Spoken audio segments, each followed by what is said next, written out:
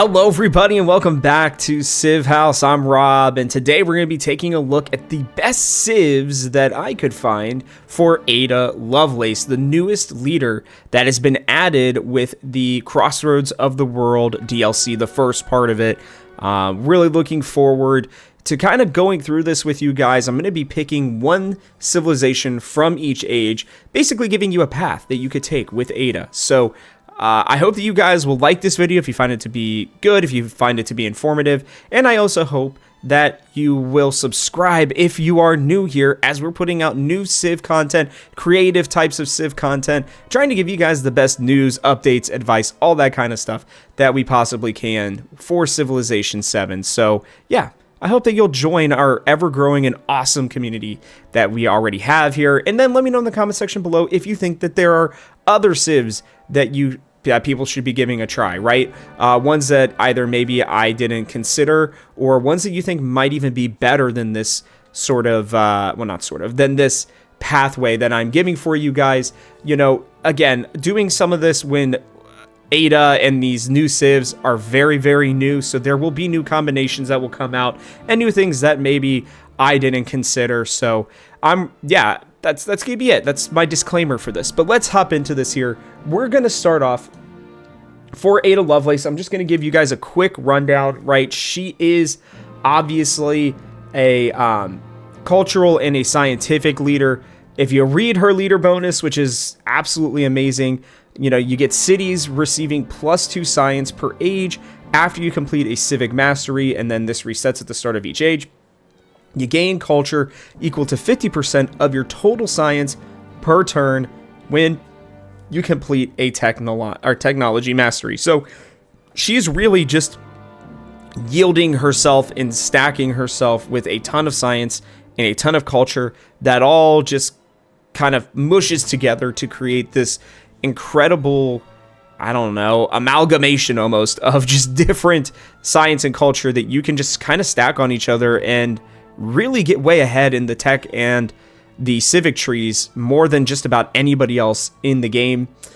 She also does unlock the British civilization, and you know, her civ choices geographically are Greek, Roman, and Norman, and her strategic ones are the Abbasid and the Russians. So very interesting choices here for her. Now, you know, obviously you can pick which one you're going to start with, and then you can work your way through the different ages. You can just pick these civilizations individually as well. But we're going to start, like I said, in the Antiquity Age, and it just feels like Ada Lovelace was made to be Mayan. The Mayans are already so incredibly powerful, and it feels like with Ada Lovelace, it's going to get even more so. With your palace gaining science 4 adjacent vegetated tiles, that's already very strong on its own. But then you go into some of the other parts, right? Some of the other attributes, you know, civics, that kind of stuff. The civics, I think, is more specifically for the Mayans, and you get the Reigns of Chalk, which you get, you know, quickly get to an altar, which won't be too hard, you know, based on you know, getting through the trees very quickly, right? And you gain +1 science for each adjacent vegetated tile. So if you are in a very vegetated area, your palace and obviously this are going to be giving you that bonus science stacking, which you're already getting +2 science per age when you're completing these civics, which is what it's going to take to get some of these, obviously, right? And then you're getting culture by completing the science. So you're really, really stacking science with her in this one, right? You don't get much from the Lords of Zibala. You know, that one's more just kind of for your 2 units, which are great, which this allows you to kind of really build up your scientific empire by having these 2 more offensive units as well, right? To kind of keep you safe. Then you have the big one here, the calendar round, which is huge, right? This one was almost made for her. Okay, so if you finish the mastery, by the way, too, you get the settlement limit, which is great. But you also get, after completing a technology, gain culture equal to 10% of the technology's cost. Oh, wow. So you put that with her, and you're getting close to 60% when you do the technological masteries, which is insane. And then after completing a civic, same thing, you gain science equal to 10% of the civic's costs. So this is just incredible, to say the least. You could get off to such a hot start as Ada Lovelace, where if you can be defensive, which is pretty easy with the Mayans, right? With getting the Holche and the Jaguar Slayers, pretty easy way to do that, to be honest with you. And then you stack it with, these incredible buildings as well, which you can get. You get culture adjacencies with the Jala and the Kuanu. I think, it gives you base yields of science as well. So, like, I don't think that there is a better civilization for her to start out with in the Antiquity Age. I went through all of them. I tried to find which ones I think would do best with Ada, and look, I mean, you're just stacking science, which will then feed into your culture as well. And again, you could be way, way ahead as Ada by the time that you are ready to reach the ability to be Hawaii, which is, gonna be an interesting one as well. Hawaii naturally is unlocked by the Mayans, which is fantastic. So yeah, we're talking about Exploration Age, I guess, to be more specific. And you're gaining culture for each time a settlement expands to a marine tile, a +1 happiness on fish boats, which is great, right? Nothing too crazy with that one. But the big thing here is that then after you've done all of these science things with the Mayans, then you get to be a little bit more culturally significant, I guess is what I would say, right? With the Hawaiians. And for you to get to the last civ, which I'll talk about here in a second, some of you may know it just from me saying this, you have to settle in distant lands to do that. And you're going to want to have a lot of, marine tiles, right? That's just going to be something that's going to be pretty natural and easy for you to do as Hawaii. So again, hopefully that doesn't give too much away, but that is, what's going to happen. But then you go and you get the mana, or the mana, I don't know how you want to say that, right? Which, adds culture every time an environmental event has provided fertility this age, which, again, stacking that culture. The Leo Mano as well for the mastery receives extra culture when defeating an enemy unit. So if you're needing, again, to defend yourself, if you're going for that science or that cultural victory, that's going to help you as well, even if you want to expand with it a little bit, right?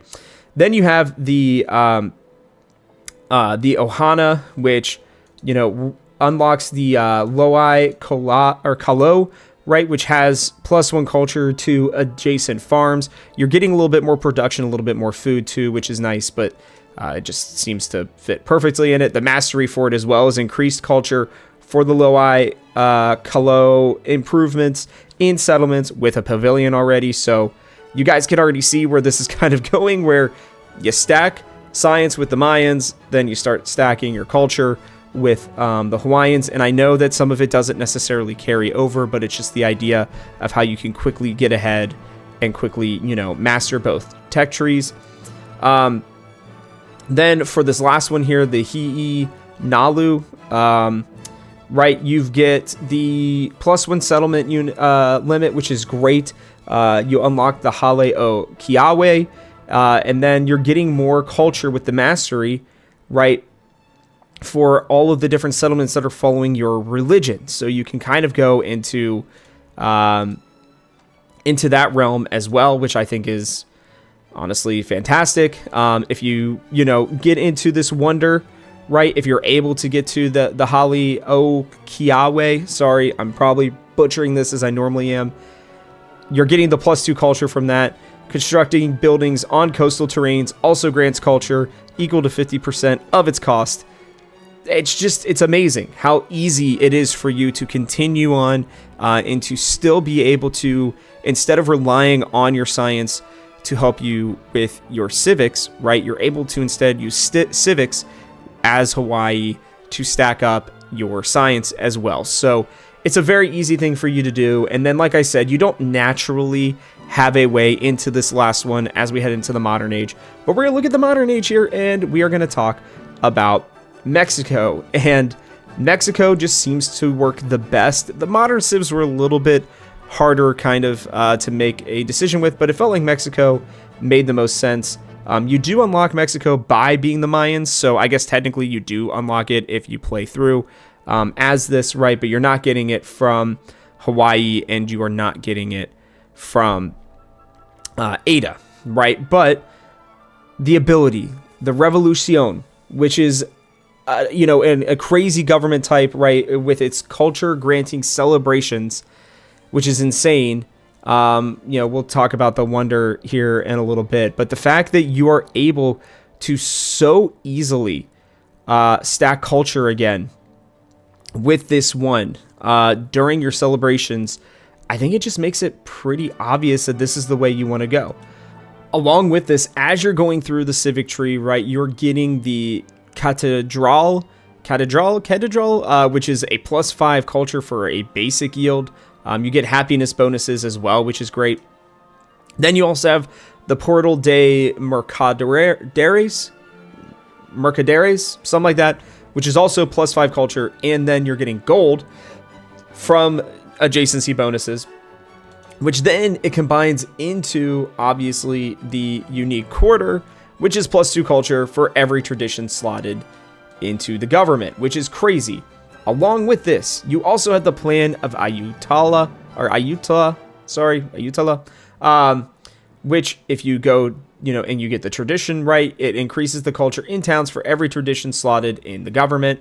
That's fantastic, right? And then you get another tradition with the plan of Tuxtepec, which is increased science in cities for every tradition, right? And then you also have, even in the tier 1, unlocking an additional celebration effect, which grants a large amount of science for a set number of turns, right? So, look, Mexico fits into this super well as well, and it really allows you to make that path, Maya to Hawaiian to Mexico, or to Mexican specifically.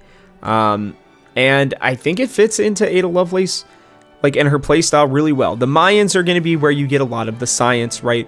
But then you can really play into the cultural parts of these 2 extra civs, which will allow you to, get,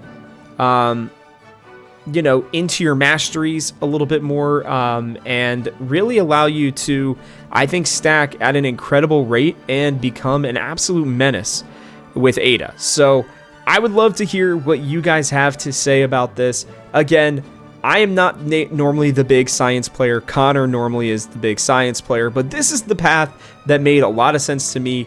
This is the one that I think is really strong. I especially feel very strongly about her connection as the Mayans.